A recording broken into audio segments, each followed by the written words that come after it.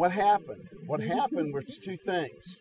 The civil rights things blew up in our face on TV, and to anyone who was somewhat conscious, which was a small percentage of the population, you watched it on TV and they were releasing dogs on young kids because they wanted their parents to vote.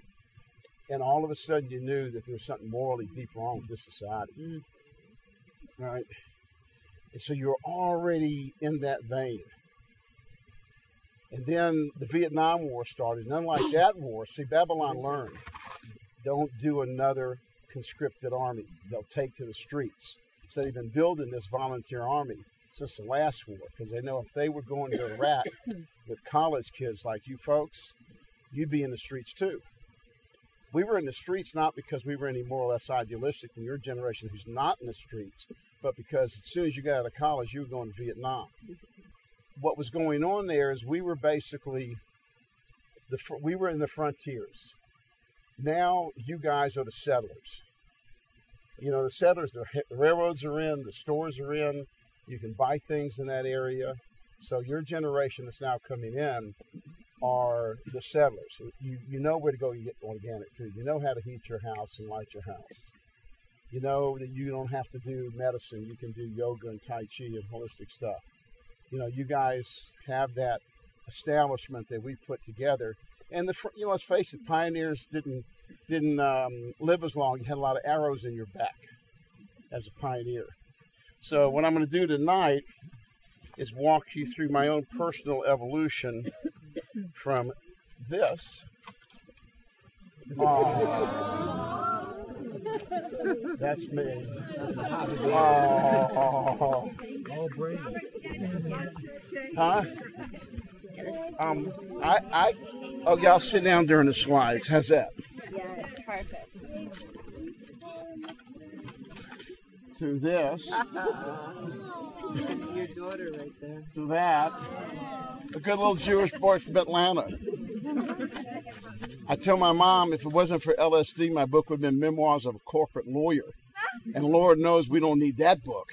What are you wearing? Well, I went to a Catholic military school. Oh, I was a New York Jew who went to a Catholic military school and was raised by a black woman in pre-civil rights South, who then traveled with Otis Redding when I was 17, 18 years old, and dropped out of the society and lived in a school bus for 7 years. That answers everything. That answers everything. So I may look like I stepped off the golf course, but I'm traveling incognito. So what? This is now into college, right? Oh my God, that was the '60s, guys. That was the '60s. Yeah, it was.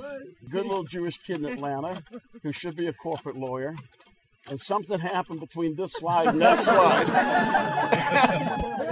Which one are you? Which one? Thanks, I appreciate that. I'm the guy on the right. So even though I was raised traditionally in the Jewish community in Atlanta, it was, by a black woman my parents hired as a nanny to raise me from 2 to 18 years old. And she took me to Dr. Martin Luther King's Senior Baptist Church, because that's where she went. And we shared a room together. And she would tell me, Jesus sent me to raise you and your sister. Well, that was something for a Jewish kid to hear. But she also said she loved Big Daddy Grace, the black evangelical preacher, and she loved live Atlanta wrestling. We'd watch that on Saturday. We'd be up in the room and she'd watch Big Daddy Grace, and this black guy would just do a wonderful, heartfelt into Jesus, and then we'd watch Haystacks Calhoun and the Mighty Yankee and those guys in live Atlanta wrestling. And Louise said everything I ever needed to know. Louise told me in one sentence.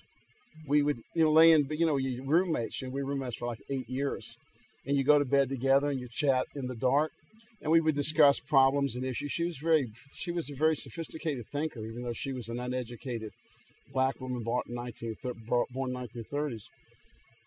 Whenever we would discuss problems, she'd say, Robert, there's only one problem in life. We don't love ourselves enough. Not that we don't love others enough, because she could see you're not going to love somebody else if you hate yourself. So the problem began with ourselves. So she was training me, and I think Jesus did. Thank you, Jesus. Thank you, Jesus, for sending that woman. So she was setting me up already to realize it's all about love. Every problem we have are caused by the lack of love. War, rape, exploitation, crime, all that, pollution, all of it is caused by the lack of love. And if the problems are the lack of love, then what's the solution? Put more love in the system.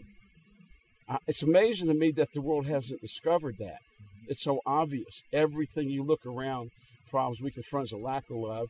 The only way we're going to solve it is to put more love in it. You're not going to solve it. I mean, we need a better solar system. We need better discussion between the states with weapons. We need all that.